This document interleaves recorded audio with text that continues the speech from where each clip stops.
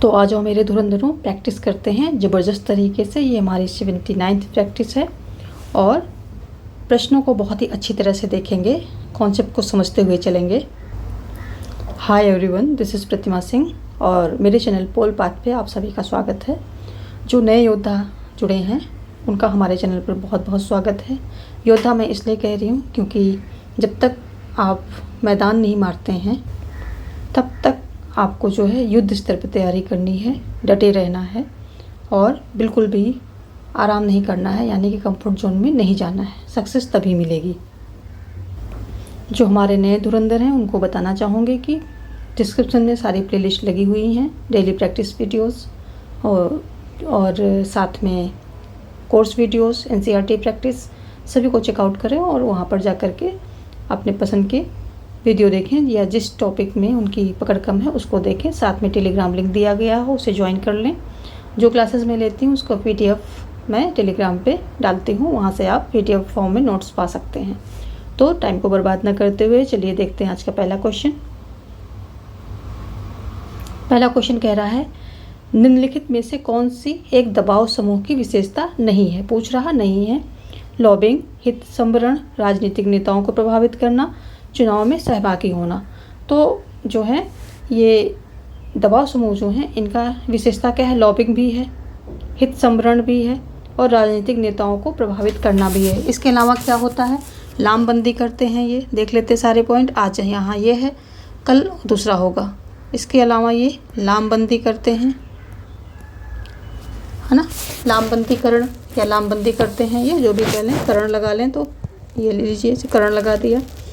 और पांचवा है दलों का जो है हितों के आधार पर समर्थन। जो राजनीतिक दल होते हैं तो इनका दलों का हितों के आधार पर समर्थन, अगर इनका हित वहाँ फुलफिल होता दिख रहा है तो ये दलों का समर्थन करते हैं,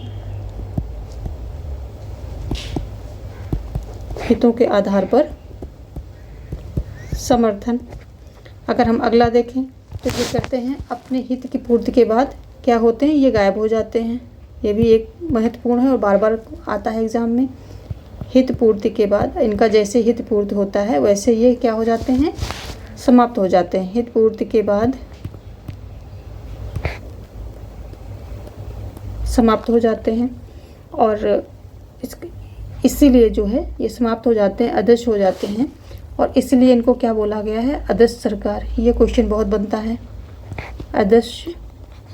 अदृश्य सरकार, अदृश्य सरकार यानी कि इनका जैसे ही काम, इनका हित पूरा होता है ये गायब हो जाते हैं, समाप्त हो जाते हैं, तो इनको अदृश्य सरकार कहा जाता है। ये आंसर आता है, आपको पता होना चाहिए। अदृश्य सरकार आ जाएगा या हित पूर्ति के बाद ये समाप्त हो जाते हैं, ऐसा कुछ दे देंगे वहाँ पर तो आपको निकल के आ गया होगा। ये भी है, ये भी है, ये और ये भी है, प्लस ये हैं, तो ऑप्शन डी जो है यहाँ पर नहीं है इनकी विशेषता में। अगला देखते हैं। स्वतंत्रता उस कार्य को करने अथवा उपभोग करने की सकारात्मक शक्ति या क्षमता है जो करने अथवा उपभोग करने के योग्य है। यह किसने कहा? सुकरात ने कहा, प्लेटो ने कहा, कांट ने कहा, कांट ने कहा या फिर ग्रीन ने कहा? किसने कहा? तो ये कहने वाले हमारे ग्रीन महोदय हैं। ये जो हैं ब्रिटिश के जो उदारवादी आदर्शवादी विचारक माने जाते हैं, वैसे इनका उदारवादी में नाम आता है लेकिन उदारवादी आदर्शवादी भी बोले जाते हैं। ग्रीन, लॉक, हीगल तथा कॉन्ट की परंपरा को ब्रिटिश परिस्थितियों में सुंदर मेल कराते हैं ये तो। और साथ में इनकी जो एक पुस्तक है, lectures on principal on legislation, कौन सी है इनकी पुस्तक? लेक्चर्स, क्या है? Lectures on principles, lectures of principal on legislation,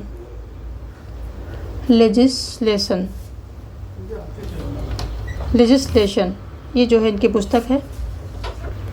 और ग्रीन ने क्या किया है? ग्रीन ने जो है स्वतंत्रता को सकारात्मक शक्ति माना है जो जीवन के लिए आवश्यक कार्य है तो आवश्यक है, लेकिन साथ ही उसको आदर्शवादी की तरह समाज की तरफ से बंधन लगा दिया है कि वही कार्य किए जाने योग्य हैं जो मतलब वही कार्य करने चाहिए जो करने योग्य हैं, यानी कि जिनको समाज अप्रूवल देता है समाज के साथ हम कर सकते हैं, समाज के साथ एंजॉय कर सकते हैं। तो ये बात ग्रीन ने कही है और इन्होंने ऐसा सिद्धांत देकर, ऐसे विचार देकर के जो है क्या किया है कि व्यक्ति और समाज जो पृथक पृथक था, कि समाज की नीड कुछ और है, व्यक्ति की नीड कुछ और है, तो ये दोनों क्या पृथक थे, तो इन्होंने उसकी पृथकता को दूर कर दिया। तो ऑप्शन यहाँ पर आपका डी हो जाएगा। और क्योंकि इन्होंने क्या किया था कि सकारात्मक स्वतंत्रता की बात की थी, तो सकारात्मक उदारवाद के ये जनक बोले जाते हैं। सकारात्मक उदारवाद के ये जनक बोले जाते हैं। ब्रिटिश आदर्शवाद, इन्होंने क्या किया, इन्होंने जर्मन आदर्शवाद से इंग्लैंड को बचाने के लिए इन्होंने ब्रिटिश आदर्शवाद की स्थापना की। ब्रिटिश आदर्शवाद की ये स्थापना करते हैं और इसी को क्या बोला जाता है, ऑक्सफोर्ड दर्शन भी कहा जाता है। एग्ज़ाम में आता है ऑक्सफोर्ड दर्शन, ये कहा जाता है। कांट की बात करें तो जो नैतिक अधिकारों का सिद्धांत इन्होंने दिया, नैतिक अधिकारों का सिद्धांत इनके द्वारा दिया गया है। प्लेटो की बात करें तो प्लेटो जो है क्या कहते हैं, राज्य को व्यक्ति का बृहद रूप मानते हैं। सुकरात कौन थे, प्लेटो के गुरु थे। तो ऑप्शन डी यहाँ पर सही हो रहा है। देखते हैं नेक्स्ट क्वेश्चन।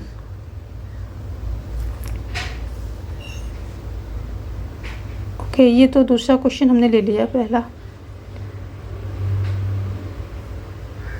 ठीक है। चलिए देखते हैं तीसरा क्वेश्चन। अगला क्वेश्चन क्या कह रहा है, निम्नलिखित में से कौन आमंड के हित अभित्यनत करने वाली संरचनाओं के वर्गीकरण में शामिल नहीं है। संस्थात्मक संरचनाएं, समुदायात्मक या प्रजातीय संरचनाएं या प्रदर्शनात्मक संरचनाएं। तो ऑप्शन जो है यहाँ पर सी सही हो जाएगा, प्रजातीय संरचनाएं, क्योंकि आमंड ने जो है समुदायात्मक और असमुदायात्मक और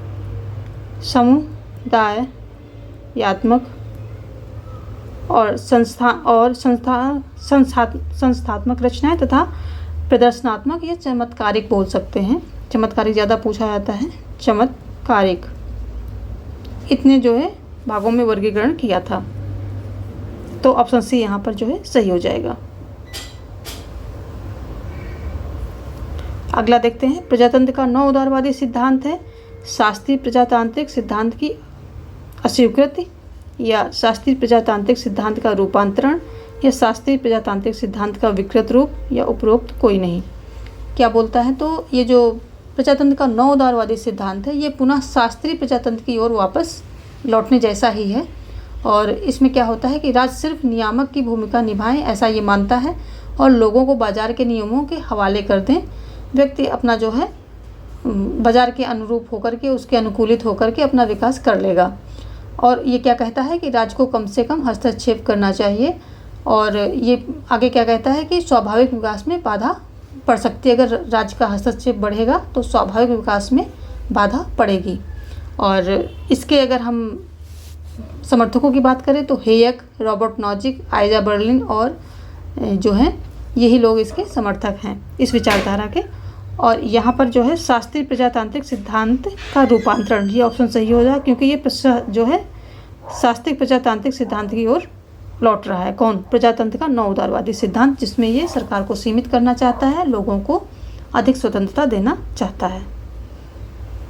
आगे देखते हैं, कांग्रेस सिस्टम पद का सृजन किया गया KB राव के द्वारा, रजनी कोठारी के द्वारा, डॉक्टर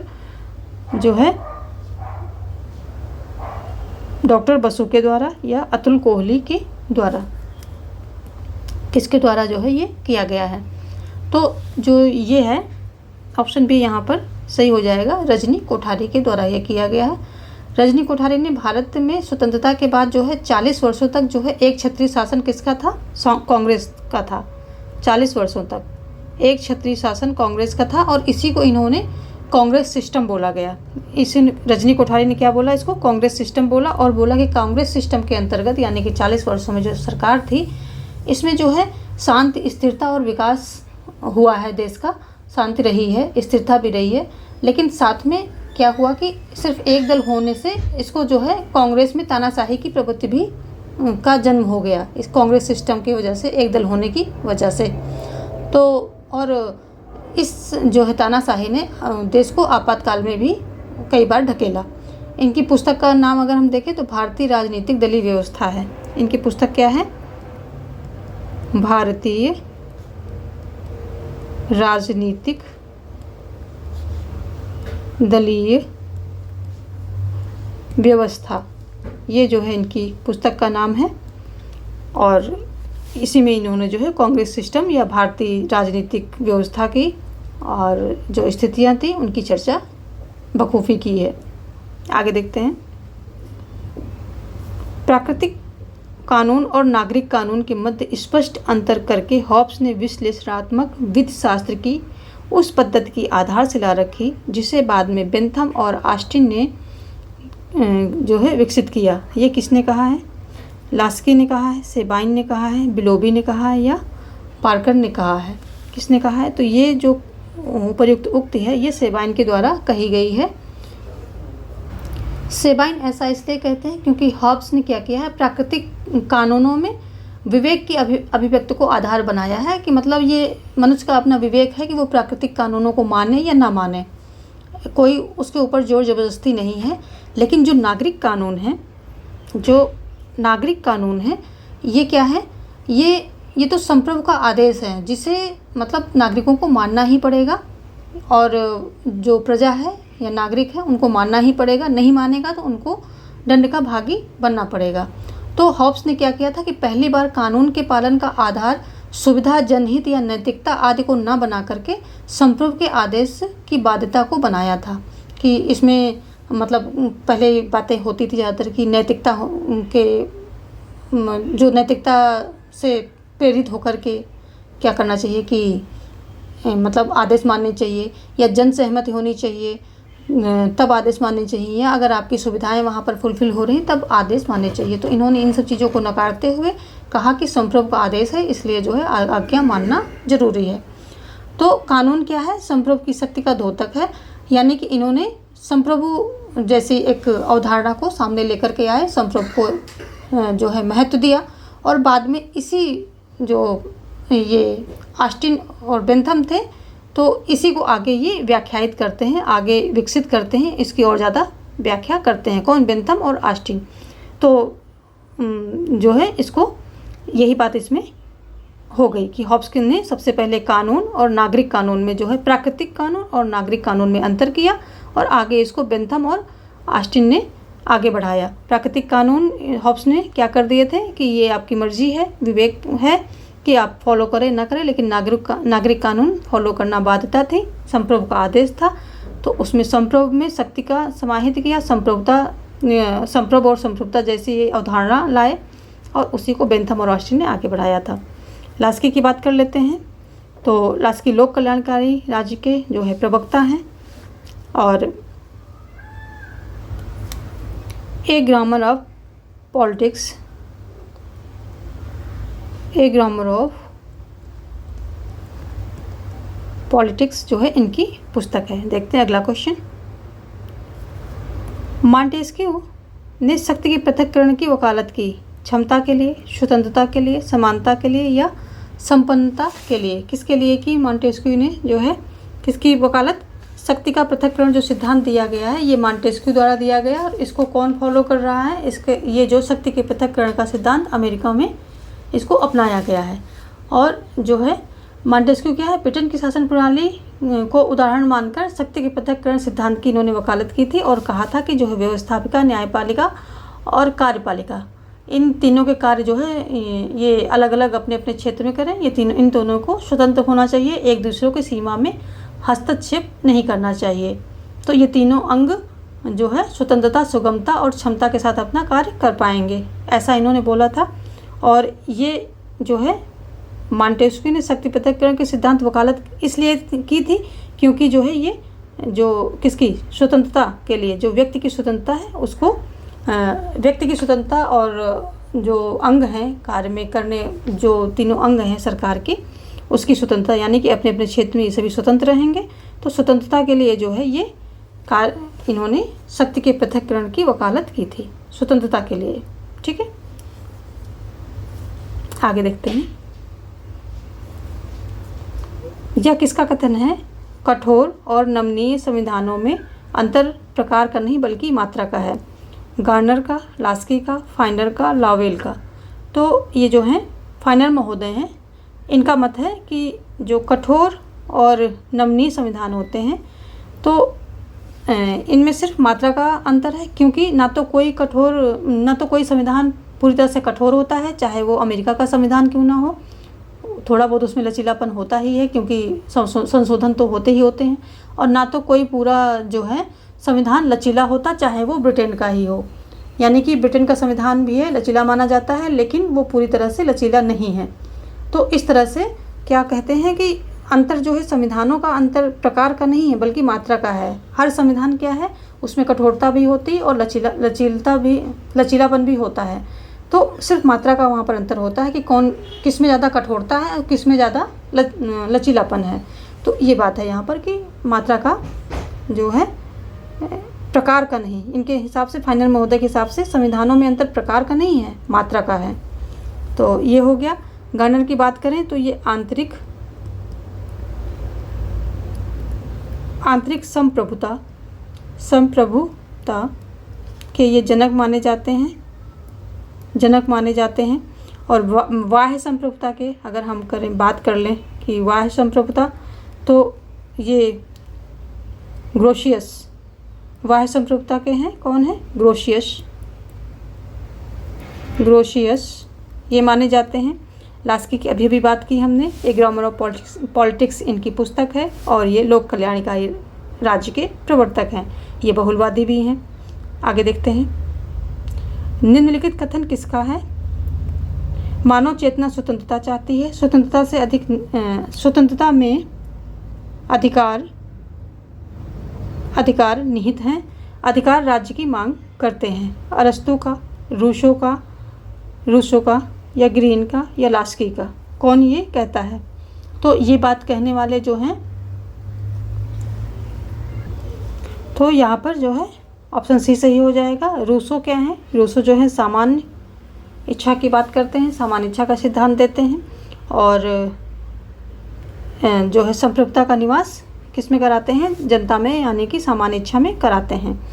और सामान्य इच्छा ही, इनके हिसाब से सामान्य इच्छा ही कानून बनाएगी और उस कानून को लागू करने के लिए सरकार चाहिए होती है। अगर अदरवाइज सरकार जो है कानून नहीं बनाएगी, सामान्य इच्छा के द्वारा कानून बनाए जाएंगे।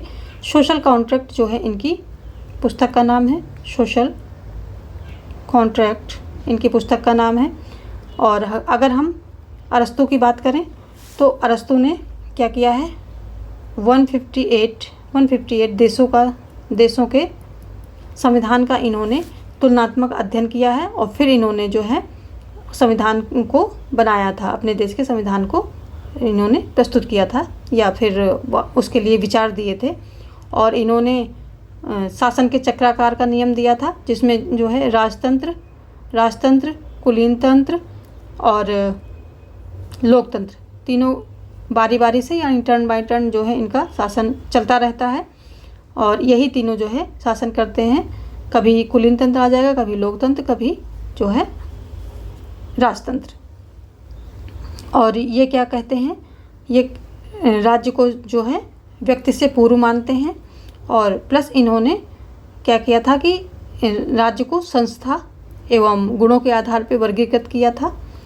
संस्था के आधार पे जो है इन्होंने 3 भागों में किया था। एक व्यक्ति का शासन, 2 और कुछ व्यक्तियों का और बहुत व्यक्तियों का शासन, 3 तरह से किया था। जबकि गुणों के आधार पे इन्होंने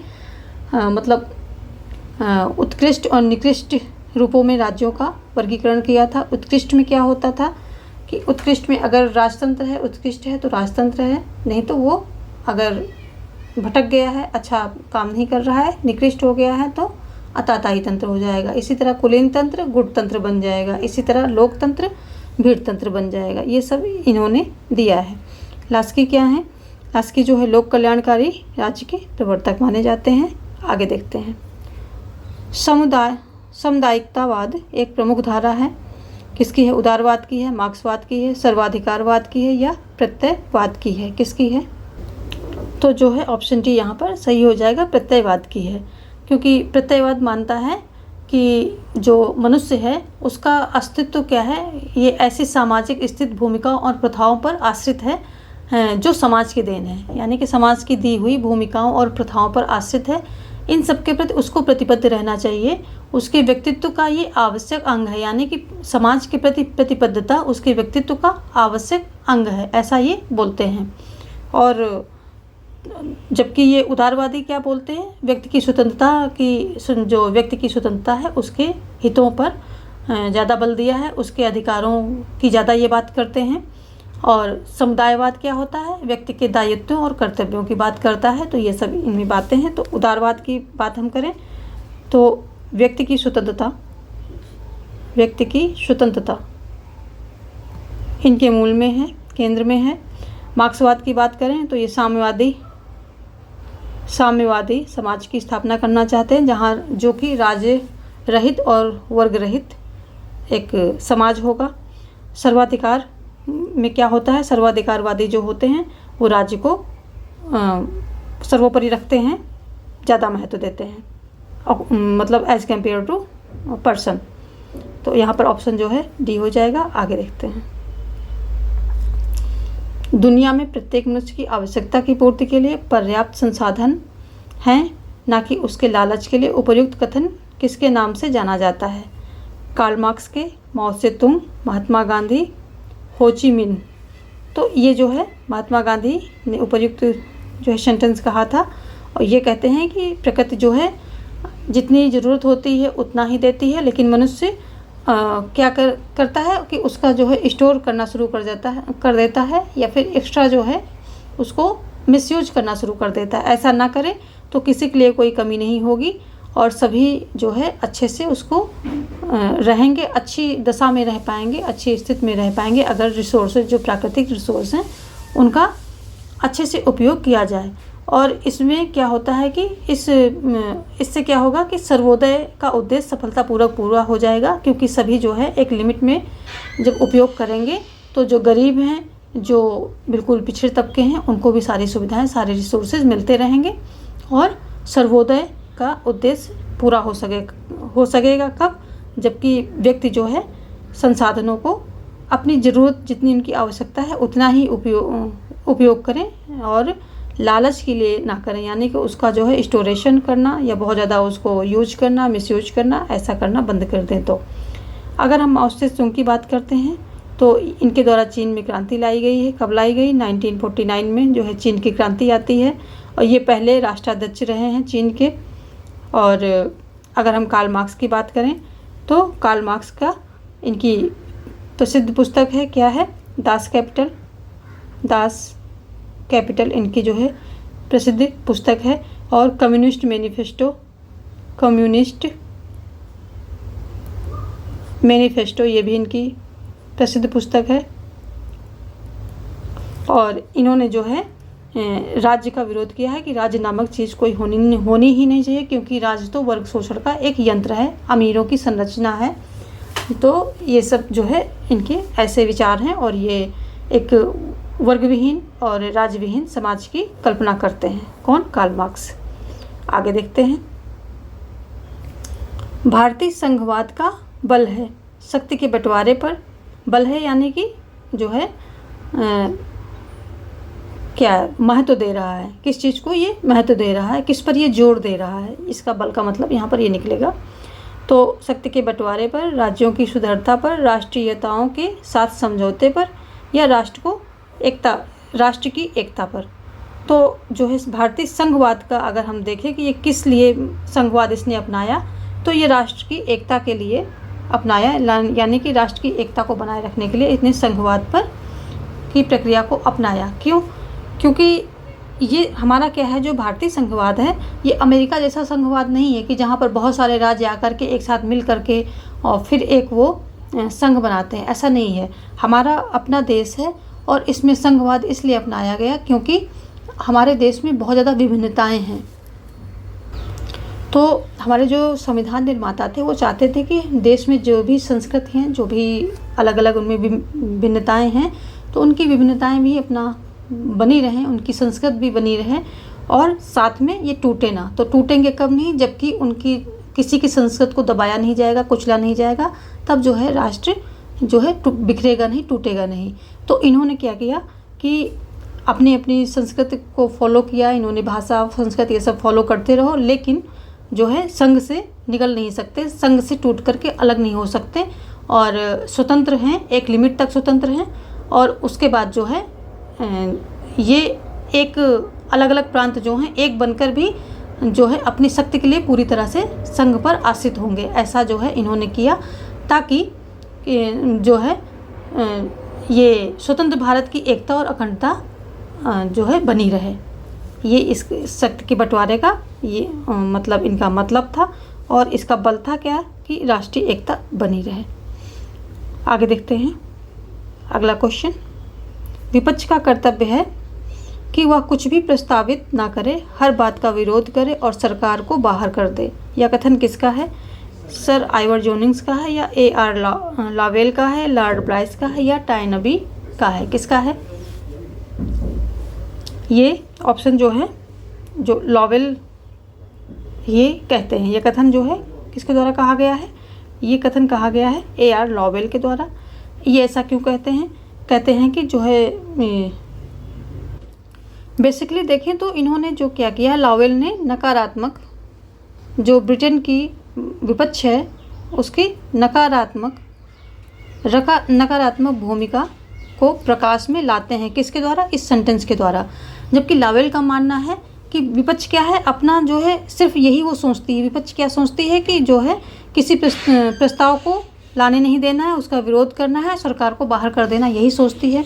लेकिन अगर हम रियलिटी में देखें, मतलब लावेल कह रहे हैं कि अगर इसका जो है विपक्ष का एक ये भी महत्वपूर्ण कर्तव्य होता है कि वो सकारात्मक भूमिका दिखाए, अपनी जो है सकारात्मक भूमिका में आए और हर जगह विरोध ना करके सरकार का सहयोग भी करे, एक और जो प्रस्ताव ज़रूरी हैं उनको भी आने दे, यानी कि विपक्ष की रचनात्मक भूमिका जो है निर्वहन करे। ऐसा कहते हैं कि विपक्ष अपनी क्या है रचनात्मक भूमिका का निर्वहन करे, ऐसा ये बताते हैं अपने विचारों में। तो नकारात्मक भूमिका इस सेंटेंस के द्वारा ये बताते हैं, लेकिन इनका वहाँ पर आगे जो है सारे विचार दिए गए हैं, तो उसमें ये बात पर बल दिया गया है कि विपक्ष को रचनात्मक भूमिका का निर्वहन करना चाहिए, सिर्फ नकारात्मक भूमिका पे ध्यान नहीं देना चाहिए, ऐसा इनका जो है मानना है। आगे देखते हैं। भारत में संविधान की मूल संरचना यानी कि जो बुनियादी ढांचा के सिद्धांत का स्रोत है, संविधान, न्यायिक व्याख्या, न्यायविदों के मत या संसदीय कानून। तो जो भारत में संविधान की मूल संरचना है या बुनियादी ढांचा है, इसका क्या है? न्यायिक व्याख्या। इसका जो है स्रोत क्या है? न्यायिक व्याख्या है। क्योंकि भारत के संविधान में कहीं पर भी मूल संरचना का ऐसा कुछ जो है प्रावधान नहीं किया गया, ना ही कहीं विचार विमर्श ऐसा कुछ किया गया है। संविधान की व्याख्या का अधिकार सर्वोच्च न्यायालय को दिया गया है और जब कांग्रेस की सरकार थी तो उसने नीति निर्देशक तत्वों को लागू करने के लिए मौलिक अधिकार, न्यायपालिका के न्यायिक और अवलोकन संबंधी अधिकार जो थे और राष्ट्रपति की शक्ति पर जो है इसने प्रहार किया, यानी कि उनको जो है रिस्ट्रिक्ट करना चाहा, इन सभी को, मौलिक अधिकारों को, न्यायपालिका की न्यायिक अवलोकन की शक्ति को और जो है राष्ट्रपति के जो अधिकार थे उनको भी, ये सब जो है इसने रिस्ट्रिक्ट करना चाहा, यानी कि इस पर प्रहार किया इन्होंने। तब जो है सर्वोच्च न्यायालय की संवैधानिक बेंच ने जो केशवानंद भारती बनाम केरल राज्य के उसमें केस में हुआ था, तो उसमें क्या किया, इसकी जो संवैधानिक बेंच बैठती है और तब ये एक डिसीजन देती है कि संविधान के मूल ढांचा का जो है के साथ कोई छेड़छाड़ नहीं करेगा और संविधान के मूल ढांचे का सिद्धांत इन्होंने उसी में प्रतिपादित किया था। तो ये कैसे आया? न्यायिक व्याख्या के दौरान आया और केशवानंद भारती केस से आया। केशवानंद भारती बनाम केरल राज्य जो एक केस था उसमें जो है ये डिसीजन लिया गया और इसी डिसीजन को जो है पुनः 1980 में मिनर्वा मिल्स केस में दोहराया जाता है। आगे देखते हैं। नमनी परिवर्तनशील संविधान वह है जो सामान्य विधि निर्माण प्रक्रिया से संशोधित होता है, सरलतापूर्वक संशोधित नहीं होता है, या विधायिका के 3/4 के बहुमत से संशोधित होता है, या विधायिका के 2/3 के बहुमत से संशोधित होता है। तो अगर हमारा ऑप्शन यहाँ पर ए सही होगा, क्योंकि सामान्य विधि निर्माण की प्रक्रिया से संशोधित होता है। जो सामान्य विधि निर्माण की प्रक्रिया होती है, किसी कानून के बनाने की जो सामान्य प्रक्रिया होती है, तो जो नमनीय संविधान होते हैं या परिवर्तनशील सिद्धांत होते हैं, तो वो इसी प्रक्रिया से वो भी संशोधित हो जाते हैं। ऑप्शन ए यहाँ पर सही हो जाएगा। आगे देखते हैं, अच्छे शासन की अवधारणा को प्रमुखता मिली, कब मिली? शीत युद्ध की समाप्ति पर, या वियतनाम युद्ध की समाप्ति पर, या कोरिया युद्ध की समाप्ति पर, या द्वितीय विश्व युद्ध की समाप्ति पर। तो अच्छे शासन की अवधारणा को जो बल मिला, कब मिला? शीत युद्ध की समाप्ति पर। जब शीत युद्ध जो है समाप्त हो जाता है और उसके बाद क्या होता है कि तनाव कम हो जाता है, वैश्वीकरण की नीतियाँ, आर्थिक गतिविधियाँ में वृद्धि होती है, तब सरकारों ने अपने देश की जनता पर ध्यान देना जो है शुरू करते हैं। और अच्छे शासन से तात्पर्य है कि मानव विकास सूचकांक में सुधार की प्रवृत्ति। अच्छे शासन से मतलब क्या है? अच्छे शासन से अगर इसका अर्थ हम देखें कि इसका अर्थ क्या है अच्छे शासन का अर्थ, तो जो मानव विकास सूचकांक जो होता है, मानव विकास का ये सूचकांक होता है, सूचकांक में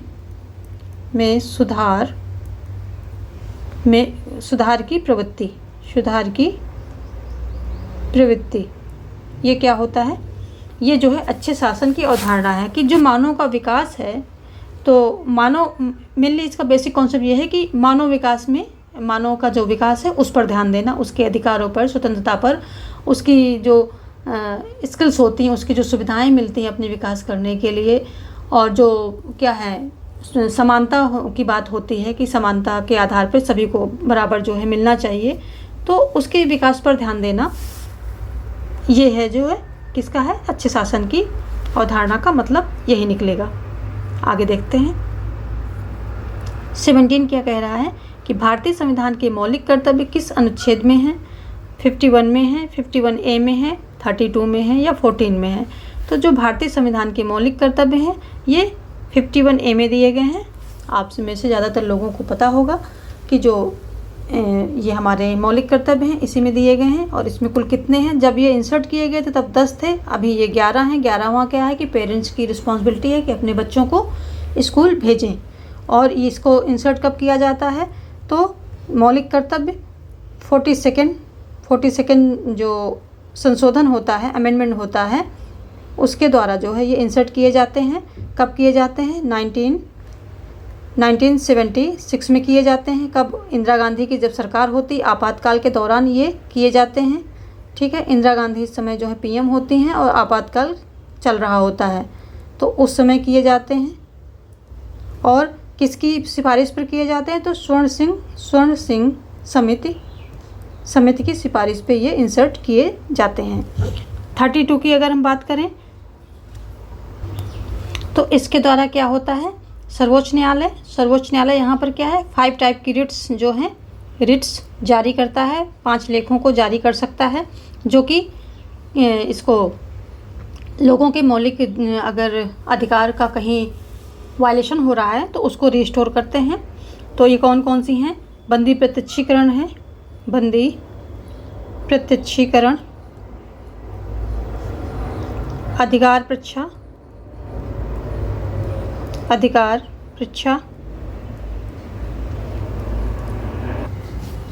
अगला क्या है?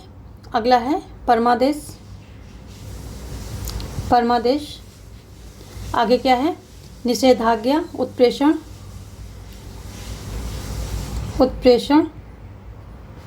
और क्या है? निषेधाज्ञा।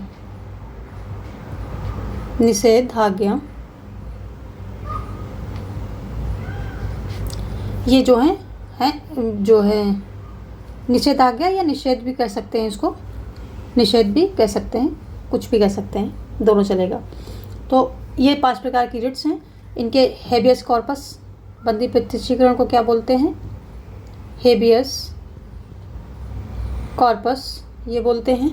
आगे हम बात करें, अगर हम अधिकार परीक्षा की बात करें तो को वारंटो बोलते हैं। और अगर हम बात करें परमादेश की तो इसको बोलते हैं मैंडमस। इसको क्या बोलते हैं? मैंडमस। और उत्प्रेषण को बोलते हैं सर्टियोरारी इनको बोलते हैं। और अगर हम निषेधाज्ञा की बात करें तो इसको क्या बोलेंगे? इसको बोलेंगे प्रोहिबिशन इनको बोलते हैं। तो ये 5 प्रकार की हमारी जो है रिट्स हो गई। इनको हिंदी इंग्लिश दोनों आपको पता होना चाहिए, क्योंकि दोनों में ही पूछता है, हिंदी और इंग्लिश दोनों में पूछता है। अगर हम 14 की बात करें तो 14 क्या है? आर्टिकल 14 की बात करें तो ये विधि के समझ क्षमता की बात करता है।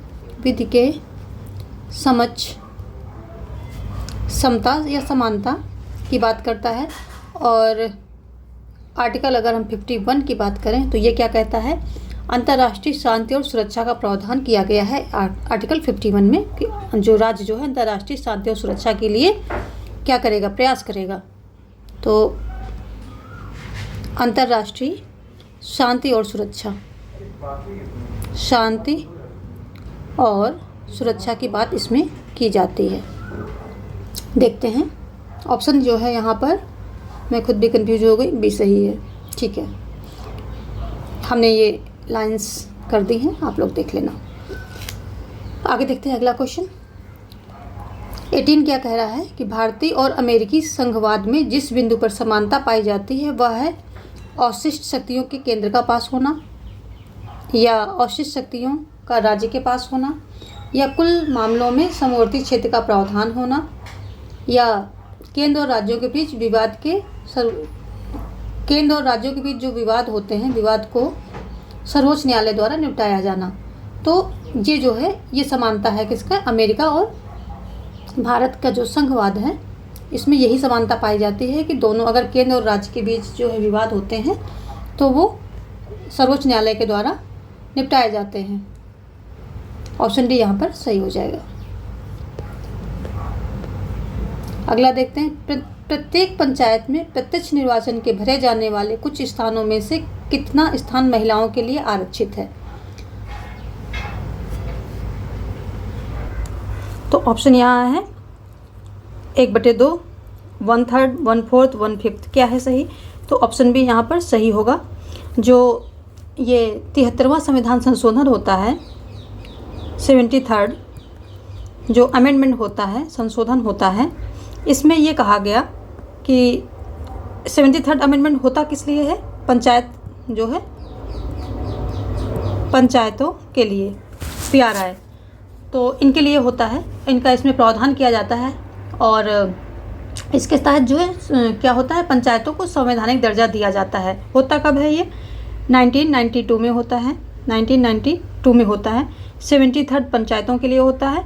अगर हम 74th की बात करें, 74th की बात करें तो ये होता है नगर पालिकाओं के लिए, यानी कि नगरीय शासन व्यवस्था इसमें देखी जाती है, लोकल स्तर की नगरीय। तो ये नगर पालिकाओं, नगरीय शासन व्यवस्था संबंधित है और नगर पालिकाएँ वगैरह इसमें आती हैं। नगर पालिकाएँ ये भी जो है 1992 में ही एक साथ ही होते हैं, दोनों को संवैधानिक दर्जा प्रदान किया जाता है। अगर हम बात करें कि ये 1/3 जो है महिलाओं के आरक्षण की बात करें तो इसका प्रावधान इसी में किया गया है। और संविधान में ये कहा गया है कि ग्राम सभा, ब्लॉक समिति तथा जिला स्तर पर कहाँ पर ग्राम सभा, ब्लॉक समिति, यानी कि जो मिडिल होता है पंचायतों का, तो ग्राम समिति और जिला परिषद,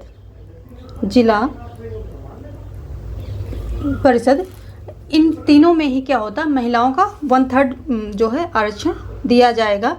और आगे इसमें ये भी प्रावधान किया गया है कि राज्य अगर चाहे तो इससे अधिक भी आरक्षण दे सकता है, और ये किया भी गया है कुछ राज्यों में, जैसे कि बिहार और मध्य प्रदेश जो हैं, बिहार और मध्य प्रदेश जो हैं, मध्य प्रदेश क्या है, ये क्या करते हैं कि पूरा जो है औरतों को इन्होंने जो है 50% तक दे रखा है आरक्षण इन पंचायतों में, यानी कि ग्राम सभा, ब्लॉक समिति और जिला परिषद में 50% तक दे रखा है। तो राज्य अगर चाहे तो महिलाओं के आरक्षण को बढ़ा भी सकता है, ये भी प्रावधान है इसमें। तो आगे देखते हैं, यहाँ पर ऑप्शन बी जो है सही हो जाएगा। लोकसभा में किसी विधेयक पर आम बहस किस स्तर पर होती है? यहाँ पर आम बहस की बात हो रही है, किस स्तर पर होती है? विधेयक को प्रस्तुत पर, या द्वितीय वाचन में, या प्रतिवेदन स्तर पर, या तृतीय वाचन में? ऑप्शन यहाँ पर बी सही होगा, द्वितीय वाचन में। देख लेते हैं इसको कैसे होता है ये। तो अगर ये लोकसभा में विधेयकों को से संबंधित 3 चरण होते हैं। कितने चरण होते हैं यहाँ पर? 3 चरण होते हैं। कौन कौन से होते हैं? प्रथम चरण में विधेयक को पेश किया जाता है, जिसमें उस पर संक्षिप्त व्याख्यान भी दिया जाता है कि इसमें क्या है, क्या क्या नीतियाँ हैं, पॉलिसी हैं, क्यों बना रहे हैं। तो संक्षिप्त व्याख्यान उसके बारे में बताया जाता है। और दूसरे चरण में क्या होता है? विधेयक पर खुली बहस, और या इसको आप आम बहस कह सकते हैं। खुली बहस होती है जिसमें विधेयक की एक एक धारा पर खुलकर चर्चा होती है, एक एक बात पर जो है खुलकर चर्चा होती है, पक्ष में विपक्ष में, हर तरह से। तृतीय चरण में विधेयक पर संबंधित मंत्री अपना वक्तव्य देते हैं, और उसके बाद क्या होता है? इस पर वोटिंग की जाती है, और वोटिंग के परिणामों के अनुसार इसे पास होने या ना होने की जो है सूचना दी जाती है, यानी कि पास हो गया या नहीं हो गया, ऐसा बताया जाता है किसकी? वोटिंग के आधार पे। तो 3 चरण होते हैं। तो अगर हम बहस की बात करें कि आम बहस या खुली बहस किस पर होती है, तो द्वितीय वाचन में होती है। और प्रतिवेदन में अगर हम देते हैं तो प्रतिवेदन में क्या होता है कि बता ही दिया है कि प्रतिवेदन में जो है सिर्फ उसके बारे में थोड़ी सी व्याख्यान किया जाता है कि ये जो है विधेयक किस लिए है और किस लिए इसको प्रस्तुत किया जा रहा है, इसका उद्देश्य क्या है, ऐसा कुछ। तृतीय वाचन में जो है ये वोटिंग वगैरह हो जाती है। आगे देखते हैं।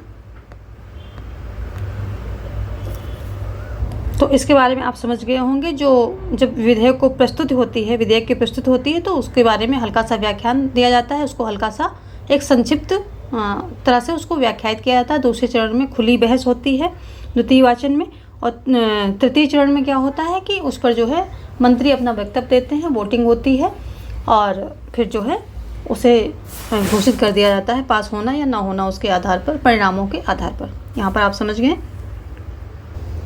अब हम ये देखेंगे कुछ ये एनसीईआरटी के क्वेश्चंस हैं। एनसीईआरटी ये बहुत इंपॉर्टेंट हैं, तो हम एनसीईआरटी के भी क्वेश्चन अब लेना शुरू करेंगे। तो ये एनसीईआरटी कुछ क्वेश्चन रखे हैं। ये है, आदिवासी महासभा के संस्थापक अध्यक्ष कौन थे? जयपाल सिंह, टीटी कृष्णामाचारी, पटेल, सरोजनी नायडू। कौन थे? तो जयपाल सिंह थे। जो आदिवासी महासभा के संस्थापक अध्यक्ष थे, कौन थे? जयपाल सिंह थे। आगे देखते हैं। पहले केंद्रीय, ये भी एनसीईआरटी है। पहले केंद्रीय मंत्रिमंडल के शिक्षा मंत्री कौन थे? अबुल कलाम आज़ाद, टीटी कृष्णामाचारी, या जयपाल सिंह, या राजेंद्र प्रसाद। तो ऑप्शन ए यहाँ पर सही हो जाएगा, अबुल कलाम आज़ाद। जबकि जो है टीटी कृष्णामाचारी क्या थे? ये प्रारूप समिति के अध्यक्ष थे। प्रारूप समिति के अध्यक्ष नहीं, सॉरी, सदस्य थे। प्रारूप समिति के सदस्य थे। अध्यक्ष तो वो थे हमारे अंबेडकर साहब थे। तो प्रारूप समिति के सदस्य रहते हैं, लेकिन ये किसी की जगह पे जो खेतान होते हैं, तो खेतान के बाद ये आते हैं। खेतान के हट जाने से ये जो है ये आते हैं कौन? प्रारूप समिति के सदस्य बनते हैं टीटी कृष्णामाचारी, खेतान के बाद आते हैं। जो आदिवासी हमने अभी देखा है, तो यदि हम जयपाल सिंह को भी देख लेते हैं, तो ये जो आदिवासी महासभा के संस्थापक हैं, अभी भी बात की। और राजेंद्र प्रसाद आपको पता है कि ये जो है डॉक्टर राजेंद्र प्रसाद की बात करें तो ये स्वतंत्र भारत के प्रथम राष्ट्रपति थे, आप सभी को पता है। आगे देखते हैं। किस चुनाव में गरीबी हटाओ का नारा दिया गया था? किस में दिया गया था? ये भी आपका एनसीईआरटी से ही है। किस में दिया गया था?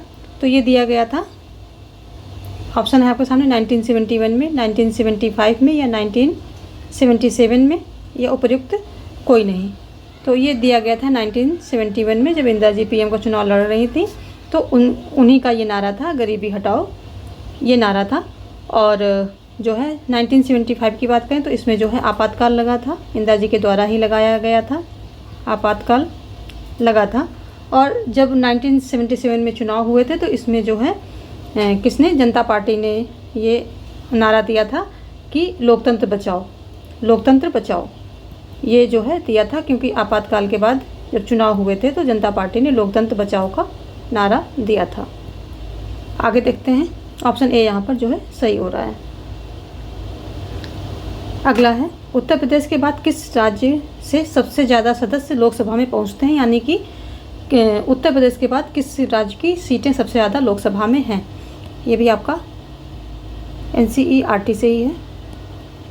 क्या है ऑप्शन में, तमिलनाडु, बिहार, महाराष्ट्र, पश्चिम बंगाल।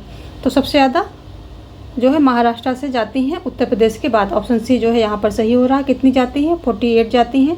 और अगर हम यूपी की बात करें, यूपी से कितनी जाती हैं, तो 80 जाती हैं। तो यूपी से 80 जाती है, यहाँ से 40, उसके बाद महाराष्ट्र से जाती हैं 48 लोकसभा में सदस्य जाते हैं। तो फर्स्ट नंबर पर यूपी, सेकंड नंबर महाराष्ट्र। आगे देखते हैं, उद्देशिका में दिए गए समानता, स्वतंत्रता तथा न्याय का क्रम क्या है। ये भी आपका NCERT से ही है। क्या है, तो यहाँ पर पूछ रहा है कि जो उद्देशिका में यानी कि प्रस्तावना में समता, समानता, स्वतंत्रता, न्याय की बात की गई है, उसका क्रम क्या है, किस क्रम में वह रखे गए हैं। तो क्रम पूछ रहा है, समता, स्वतंत्रता, न्याय, न्याय, समता, स्वतंत्रता, न्याय, स्वतंत्रता, समता, उपर्युक्त कोई नहीं। तो क्या होगा यहाँ पर, यहाँ पर ऑप्शन सी आपका सही हो जाएगा, न्याय, स्वतंत्रता और समता। इसमें जो है न्याय की बात की गई है। तो इसमें जो है न्याय की बात की जाती है तो कितने प्रकार के न्याय दिए गए हैं, वहाँ पर सामाजिक, आर्थिक, राजनीतिक न्याय की बात की गई, यानी कि 3 प्रकार के न्याय की बात की जाती है। कौन कौन से, सामाजिक, आर्थिक और राजनीतिक जो है ये 3 प्रकार के न्याय की बात की जाती है। इसके बाद आता है स्वतंत्रता। तो स्वतंत्रता कितने प्रकार की है, स्वतंत्रता कितने प्रकार की है, 5 टाइप्स की स्वतंत्रता की बात की गई। कौन कौन सी, विचार, अभिव्यक्ति, विचार, अभिव्यक्ति, विश्वास, धर्म एवं उपासना। इतने प्रकार की, यानी कि 5 प्रकार की स्वतंत्रता की बात की गई है। और अगर हम तीसरा बात करें, क्या है, समता कह लीजिए या समानता कह लीजिए। तो समता कितने प्रकार की बात की गई है, समता की बात है यहाँ पर 2 प्रकार की समता की बात की गई है। कौन कौन सी, प्रतिष्ठा की समता, प्रतिष्ठा एवं किसकी, प्रतिष्ठा एवं अवसर की समानता, अवसर की समानता। ये इतनी चीज़ें जो बात की गई और इनका सही सीक्वेंस सही है। सबसे पहले न्याय की बात की गई, फिर स्वतंत्रता की और फिर समानता की बात की गई है। तो ऑप्शन यहाँ पर जो है सी सही हो रहा है। और ये क्या क्या इसके अंतर्गत व्याख्यायित किया गया वो भी हमने बता दिया है। आगे देखते हैं, स्वीप क्या है, यानी कि SWEEP क्या है, स्वीप क्या है, NCERT का है, पूछा जा सकता है क्वेश्चन। तो ऑप्शन है systematic voters education and electoral participation, या special voters education and electoral participation, या ए एवं बी दोनों, या फिर उपयुक्त कोई नहीं। तो ऑप्शन ए यहाँ पर सही हो रहा है, systematic voters education and electoral participation, voters education and electoral participation. आगे देखते हैं, ELC क्या है। तो ऑप्शन है इलेक्टोरल लिटरेसी क्लब, या इलेक्शन लिटरेसी क्लब, या फिर एजुकेशन एंड लिटरेसी क्लब, या उपयुक्त कोई नहीं। तो ELC को हम अगर देखें तो ये है इलेक्टोरल लिटरेसी क्लब। इसका ऑप्शन ए सही हो जाएगा, इलेक्टोरल लिटरेसी क्लब। यहाँ पर इलेक्टोरल से संबंधित जो है लोगों को लिटरेट किया जाता है, उसके बारे में उनको बताया जाता है। तो ये जो है लास्ट का, ये भी आपका NCERT का ही है। लास्ट के क्वेश्चन आपके सारे NCERT से ही थे और ये बहुत ही इम्पोर्टेंट होते हैं सभी एग्ज़ाम्स के लिए। तो आज हमने इतने क्वेश्चन लिए थे और कवर किए। मिलते हैं कुछ और प्रश्नों के साथ। धन्यवाद।